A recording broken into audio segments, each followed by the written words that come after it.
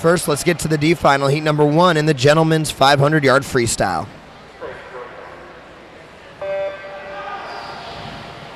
Jeff, why don't you go ahead and introduce us to these guys? In lane 1 is Anton Janjic of Rockville, Montgomery. 2 is Cyrus Hashimi, Curl Burke.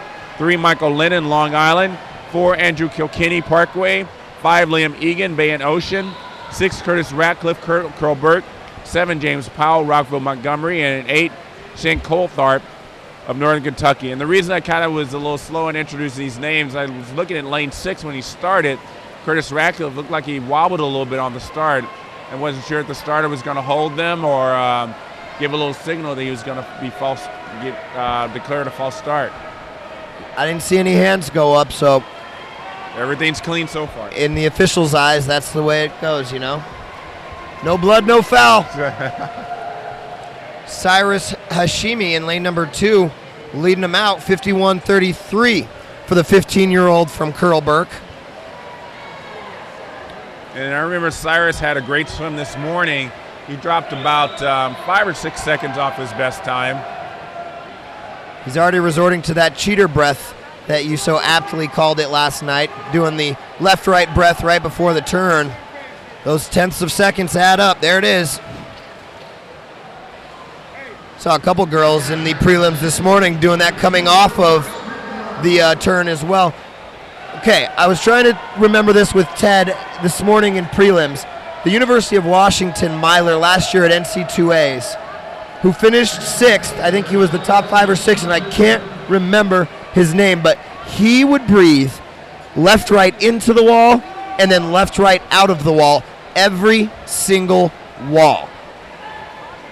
You're usually good at these names. Can you help me out at all? I can't remember the name, but I know his coach, Whitney Hyde, and I trained with Whitney at Texas, and I can't imagine Whitney would have let that slide. It drove him nuts, but that's just the rhythm that this guy got into, and I feel horrible that I can't remember his name.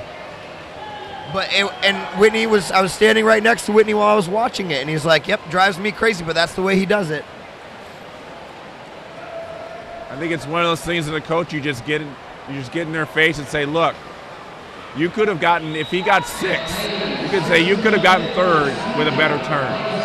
Yeah, but it's not something that you can just switch on and off at the meet. It's something that you need to practice day in, day out exactly for the entire year. The coach isn't doing his job if he's just directing him to do it at the meet. You got to start that in the fall, in September, and start making good habits. And I think that's what I was saying. Get in his face at the start of the season. Look, you're going to be top 8.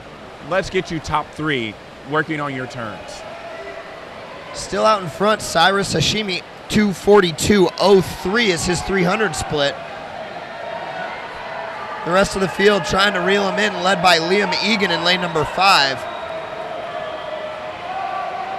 And I'm not sure who Cyrus's coach is at Curl Burke, whether it's Rick Curl himself or someone else, but I can't imagine it'd be Rick Curl because he's had such amazing swimmers like Tom Dolan who have been just textbook swimmers in distance races that he wouldn't have let that slide. And maybe it's just one of those things that he's panicking in a race. He's swimming a little bit faster than he expected, and he just thinks he needs that extra breath. Didn't take one there. It's a little bit more discipline, you're right. And keep an eye on the fact that he's only 15 years of age. This guy is really working hard. I don't know that I would use the word panic at all. He seems pretty much in control of this 500 with 125 yards to go.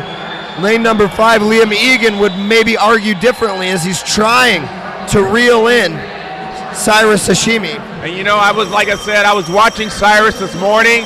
Looked like he was having the swim of his life, but you know, it's possible to have another great swim of your life in the final. You're absolutely right.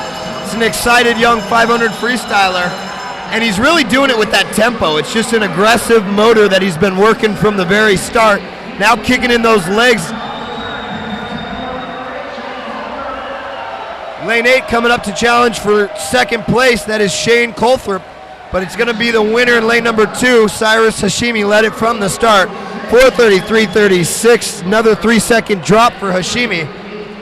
Coltharp in lane number 8 gets in there for second, 4:33.85. Third place goes to Liam Egan in lane number 5, 4:34.17. That was a really great swim by Cyrus. Congratulations to him.